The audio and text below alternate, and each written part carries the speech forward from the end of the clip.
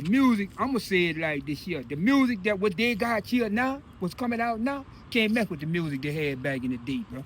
Mm-hmm. That's what you want here? Yes, sir. They ain't got it ain't the same no more. Yo, hey, yo. Yeah. Hey. You said what? Yeah.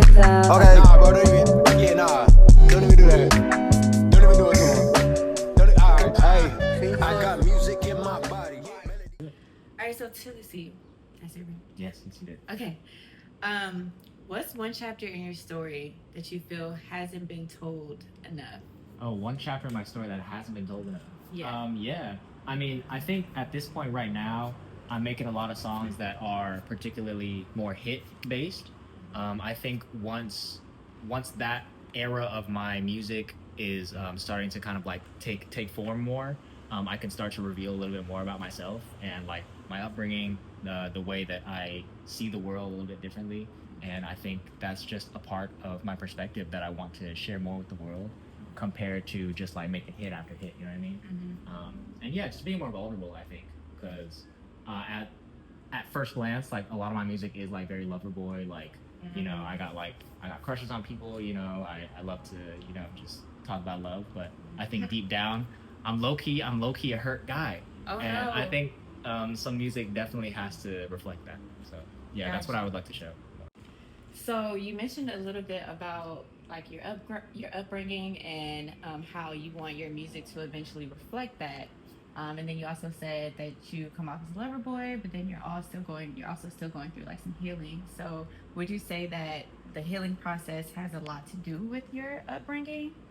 I think so, definitely. I mean, I feel like as an Asian American, my upbringing has always been very strict, rigid, and I think as I've gone a lot older, like music has definitely helped me just like open doors for how I can express myself individually and just be more myself.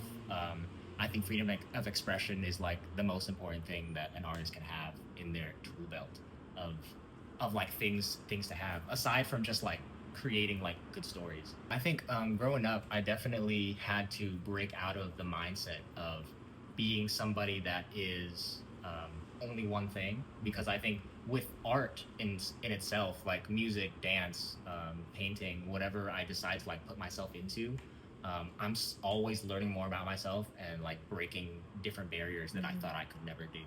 So yeah, I think it's definitely healing me for sure. So I want to go back to you saying that growing up, it was a little bit strict. How would you say that's played an impact in who you are today as an artist?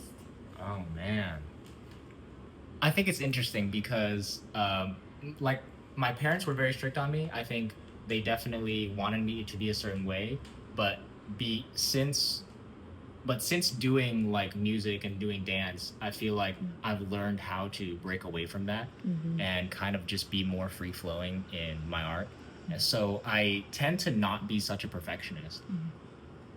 Well, it depends on what it is, you know? Like, I can be very perfectionist in some ways, and then some ways not. Yeah. Like, I tend to not care about certain things, but then on some other things, I'm super particular on. But I definitely think that the way that I was brought up, I mean, both my parents, like my dad, he like sings opera, you know? My mom, she's like a graphic designer. So I've grown up around art, so that definitely cultivated like where I am now and how I tend to like see the world and what kind of values I instill in myself and how I want to present to the world, because I saw with my parents that they were able to express themselves in that certain way. So I was able to take that on within myself and then elevate that so that I could potentially like make art my living, you know? My parents didn't believe that art could make a living. So for me, being like second generation of that, I want to like improve on that and, you know, just get better. Yeah. That's amazing. That's super inspiring. I think even with you saying you're a bit of a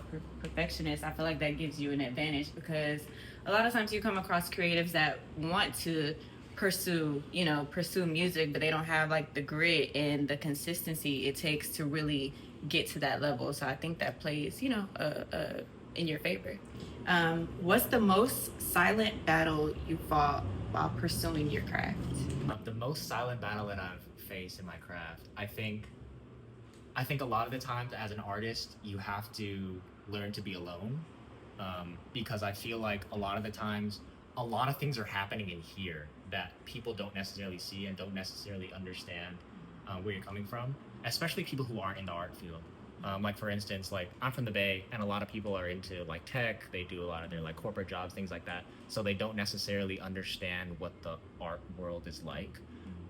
So a lot of the battles that I face are definitely like being misunderstood and not being taken seriously, you know, and feeling alone. But I think once I moved out to LA, I realized there were a lot more people that were like me and who wanted to like share the same path that I did. So I realized like collaboration is like super important, and just like learning to find people who have the same work ethic as you and who have the same like drive as you.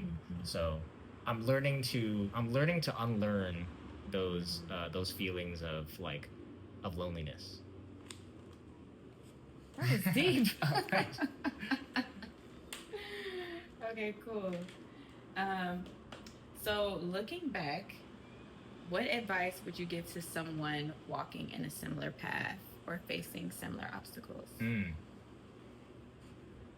I think if I were to tell my younger self like what I would be doing now, he would be proud of me.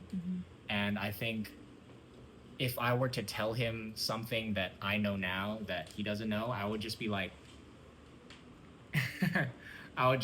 don't give a fuck about what other people think. Yeah. Because I think that's the biggest battle that most artists have to face, you know, rejection, imposter syndrome, the skill gap, you know, the skill taste gap. I think a lot of the times, like, I'm very hard on myself. That is also one of the other things that, you know, I have silent battles with, is that I'm pretty hard on myself.